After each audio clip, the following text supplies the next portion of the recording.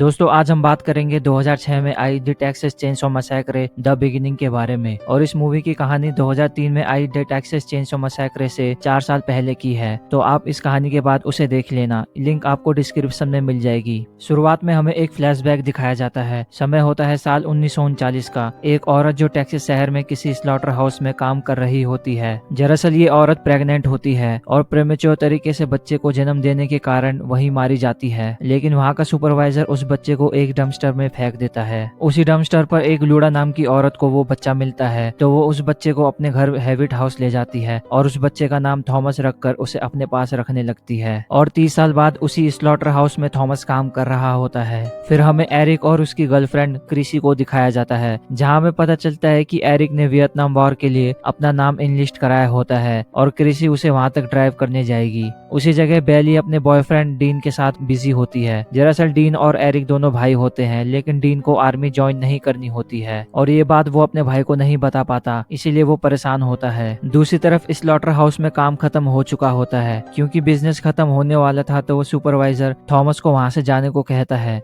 Supervisor जो है वो थॉमस की फैमिली को स्टूपिड बोलने लगता है कि कैसे वो लोग इस बेकार सी जगह में ही रहेंगे और थॉमस और उसकी फैमिली ऐसे ही जगह में रहने के लायक है। इतना सब सुनने पर थॉमस सुपरवाइजर पर हैमर से अटैक करने लगता है। सुपरवाइजर पुलिस को कॉल कर चुका होता है, लेकिन तब तक वो थॉमस के हाथों मारा जाता है और थॉमस वहां से एक चेनसॉ अपने साथ लेकर रोड पर निकल जाता है। वहीं एरिक, उसकी गर्लफ्रेंड और उसका भाई सब लोग वहां से दूसरे देश जाने के लिए रवाना हो रहे होते हैं। फिर हम एक शेरिफ को हैविट हाउस पर आते हुए देखते हैं और वो थॉमस को अरेस्ट करने आया होता है स्लॉटर हाउस में सुपरवाइजर को मारने के जुर्म में। फिर शेरिफ वहां से लूडा के बेटे चार्ली को साथ ले जाता है थॉमस को ढूंढने के लिए और दोनों उसे ढूंढने लगते हैं। तभी आगे रास्ते पर शेरिफ को थॉमस दिखता है, तो वो अपनी गन लेकर उसे अरेस्ट करने जाता है। लेकिन चार्ली उस शेरिफ के शॉटगन को लेकर बाहर आता है और उस शेरिफ को उसी के शॉटगन से उड़ा देता है और शेरिफ की आइडेंटिटी और यूनिफॉर्म खुद अपना लेता है और घर आकर अपनी मॉम लूडा और अंकल मॉन्टी को इस चीज को लेकर सावधान रहने को कहता है। फिर सुबह होने पर हम क्रिसी और एरिक को देखते हैं, जो रात को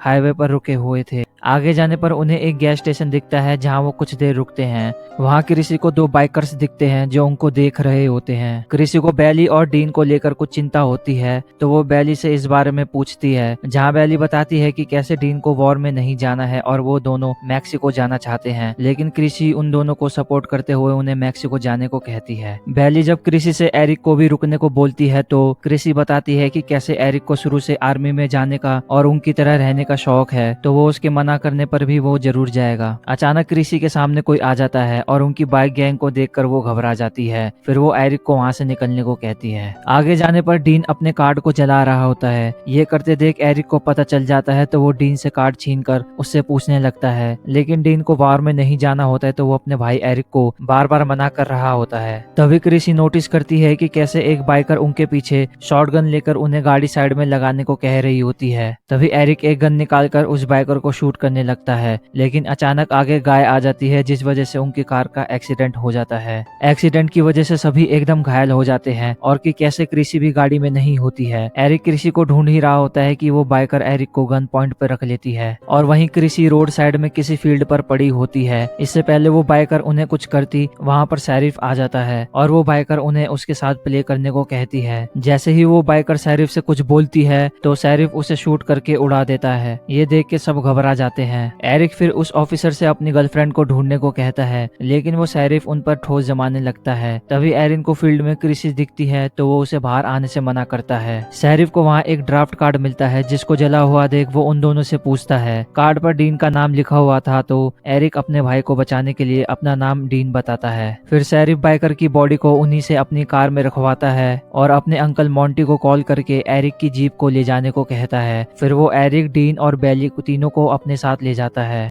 तभी क्रिसी बाहर आकर गाड़ी को स्टार्ट करती है, लेकिन गाड़ी स्टार्ट नहीं होती है, तो क्रिसी फिर गन ढूंढने लगती है। लेकिन इतनी देर में शेरिफ के बुलाए हुए अंकल मॉन्टी वहां आकर जीप को अपने ट्रक में लगाकर ले जाते हैं, जिसमें क्रिसी भी साथ चले जाती है। वहीं एरिक जब देखता है कि वो कहीं और आ रखे हैं, तो वो इस बारे में शेरिफ से पूछता है, लेकिन शेरिफ जो है वो एरिक को इग्नोर करके बार बार डीन से पूछताछ करने लग रहा होता है। तभी वो शेरिफ बाहर जाकर थॉमस को बुलाता है और बाइकर की बॉडी को ले जाने को कहता है। उसे देखकर डीन और बेली एकदम डर से जाते हैं। फिर वो लोग डीन और एरिक को वहाँ पर लटका देते हैं। डीन बिल्कुल डरा हुआ होता है, लेकिन एरिक उसे हौसला देने की कोशिश करता है। फिर मोंटी जीप लेकर आ जाता है जिसमें क्रिसी भी छुपी हुई होती है। क्रिसी जब डीन और एरिक को देख लेती है तो फिर वो मदद लेने के लिए वहाँ से चली जाती है। वहीं एरिक मोंटी से उन्हें खोलने को कह रहा होता है, लेकिन मोंटी इन सब में नहीं पड़ना चाहता है बोलकर वहाँ से चला जाता है और अंदर आकर वो बेली को टेबल के नीचे बंधा हुआ देखता है। वहीं एरिक लॉक से बचने का तरीका ढूंढ रहा होता है कि तभी शेरिफ अचानक आकर एरिक के सर को रैप करके उसका दम घोटने लगता है और अपने कंट्री को सर्व नहीं करने के लिए बोलकर उसे टॉर्चर करने लगता है। तभी डीन शेरिफ को बताता है कि कैसे वो कार्ड उसका था।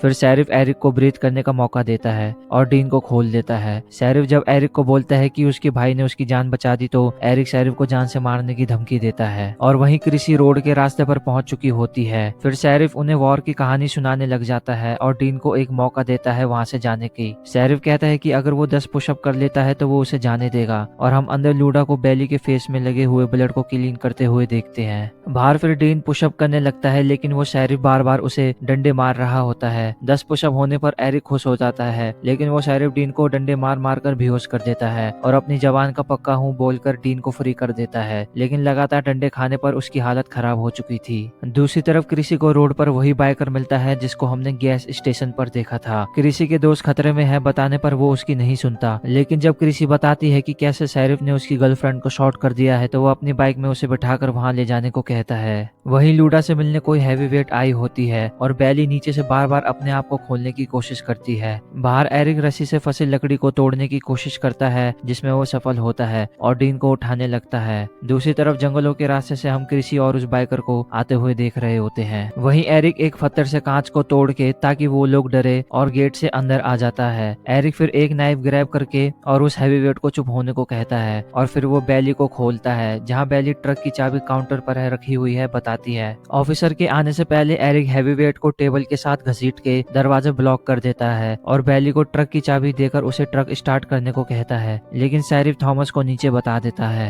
फिर बेली ट्रक स्टार्ट करने वहां से निकलती ही है कि थॉमस एक हुक से उस पर अटैक कर देता है और एरिक अपने भाई डीन को लेकर जा रहा होता है, लेकिन शेरिफ वहां गन लेकर आ जाता है। एरिक फिर डीन को भागने को कहता है और फिर शेरिफ को उसे शूट करने को बोलता है। वहीं डीन का पैर एक बियर ट्रैप में फंस जाता है। एरिक के पीछे मुड़ते ही शेरिफ उसे भी बेहोश कर देता है और डीन के पास जाकर उसे वहीं फंसा हुआ छोड़ देता है। दूसरी तरफ क्रिसी उस बाइकर के साथ वहां पहुंच चुकी होती है, लेकिन वो बाइकर बिना प्लान बनाए खुद अकेले चला जाता है और वहीं अंदर थॉमस एरिक को बेसमेंट ले जाता है जहां एरिक को वहां उस बाइकर की बॉडी कटकर लटकी हुई मिलती है। तभी थॉमस एरिक को पकड़कर उसे बेहोश कर देता है। जब क्रिसी बाहर से देख रही होती है तो उसे चेन की आवाज आती है जहां उसे घायल हालत में डीन मिलता है। डीन क्रिसी को मदद लाने के लिए कहता है, लेकिन क्रिसी बताती है कि कैसे दूर दूर तक यहाँ पर कोई नहीं रहता है और कि कैसे उसे अब अंदर जाकर मदद करनी पड़ेगी। फिर क्रिसी अंदर छुपके से चले जाती है। तभी मोंटी को आवाज आती है तो वो देखने आता है, लेकिन उसके सामने बाइकर आकर उसे पैर पर शूट कर देता है। शेरिफ के आते ही वो बाइकर छुप जाता है। फिर शेरिफ को गन पॉइंट पर रख के अपनी गर्लफ्रेंड के बारे में पूछने लगता है, जहाँ वो शेरिफ रास्ता दिखाते हुए चिल्लाकर थॉमस को बुला रहा होता है। तभी क्रिसी को नीचे से एरिक की आवाज सुनाई दे रही होती है और नीचे थॉमस शेरिफ की आवाज सुनकर ऊपर आ जाता है। अचानक उसे आते देख क्रिसी डर सी जाती है।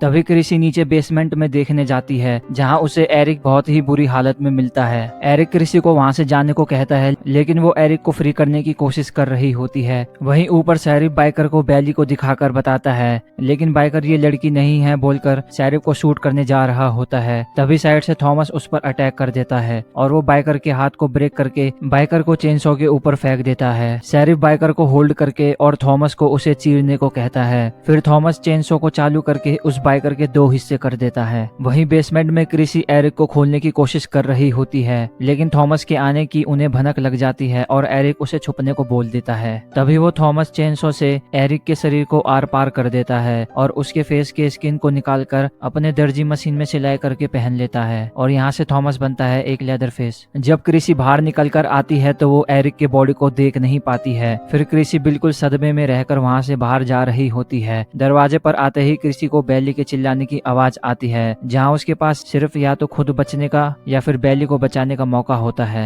तो वो अंदर बैली की मदद करने चली जाती है। वहीं ऊपर शेरिफ अपने अंकल टॉमी के एक पैर को सही करने के लिए थॉमस से उस पैर को कटवा देता है और दूसरे पैर पर ब्लड लगने पर उसे इन्फेक्शन बोलकर दूसरा पैर भी कटवा देता है और कहता है कि संतुलन बनाने के लिए ये सही है। वहीं क्रिसी छुपके से बैली के पास पहुंचती है और उसे खोलने लगती है, लेकिन वहां पर भी शेरिफ उसे ढूंढ लेता है। फिर वो लोग डीन, बैली और क्रिसी को डाइनिंग टेबल के चेयर पर बांध देते हैं और लेदरफेस को बुलाकर बैली को किल कर देते हैं। फिर लेदरफेस क्रिसी को लेकर बेसमेंट ले जा रहा होता है, लेकिन क्रिसी ने एक स्क्रू ग्रैब कर लिया होता है और वो उस पर लगातार अटैक कर अपने आप को बचाती है। फिर खिड़की से भागने लगती है, लेकिन लेदरफेस उसी के पीछे पड़ा होता है। तभी डीन को होश आता है तो वो शेरिफ पर अटैक कर उसके सर को पकड़ के जमीन पर मारता रहता है। वहीं दूसरी तरफ क्रिसी वहां से भागकर उसी स्लॉटर हाउस पर पहुंच जाती है जहां थॉमस काम करता था। वहां उसे वही सुपरवाइजर मरा हुआ मिलता है जिसको थॉमस ने मारा था। उधर का फोन भी डेड था, लेकिन क्रिसी को वहां एक गाड़ी की चाबी मिलती है। क्रिसी को वहां से आवाज आ रही होती है तो उसे अचानक लेदरफेस दिखता है, तो वो डर के मारे वहां से कहीं पीछे जाकर एक जगह छुप जाती है। लेदरफेस उसे वहां ढूंढ रहा होता है। तभी बाहर से उसे डीन के चिल्लाने की आवाज आती है तो क्रिसी बाहर निकलकर उस लेदरफेस पर अपने नाइफ से अटैक करने लगती है, लेकिन लेदरफेस क्रिसी को घसीट कर उसे चेनसो से मारने जा रहा होता है कि तभी पीछे से डीन आकर उस पर हमला कर देता है। जब डीन क्रिसी को उठाने लगता है तो पीछे से लेदरफेस अपने चेनसो से डीन के शरीर को चीर देता है और उसे वहां मार के फेंक देता है। तभी क्रिसी वहां से भागकर फिर उसे पीछे से कहीं बाहर जाने का रास्ता मिलता है, क्योंकि लेदरफेस को उस जगह के बारे में अच्छे से मालूम था तो वो भी आ जाता है।